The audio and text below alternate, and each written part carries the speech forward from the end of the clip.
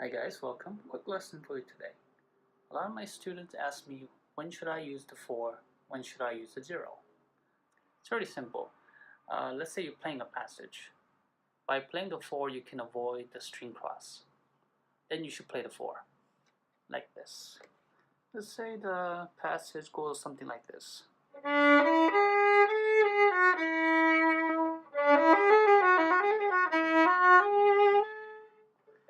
You don't want to do this.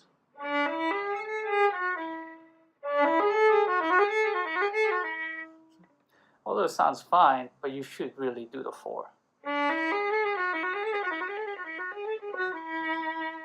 Especially if you're doing it fast. Okay? Now let's give an example that you should play the 0. If you're going to the highest string, you should play the 0, like something like this.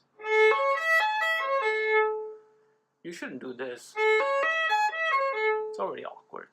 Let's play it a little faster.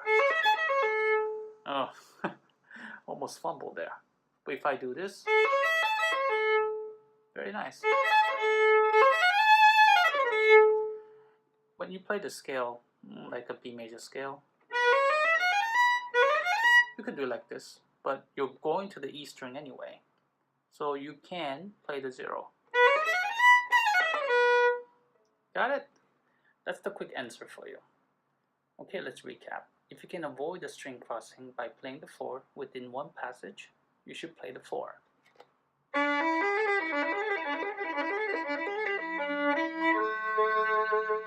I played the 4 there, right? If you're going to the highest string within a passage, you should play the 0.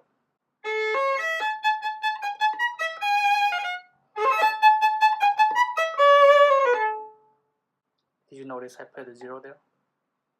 Alright, I hope that was very clear. Thank you guys always for watching. Please like and subscribe. Until next time.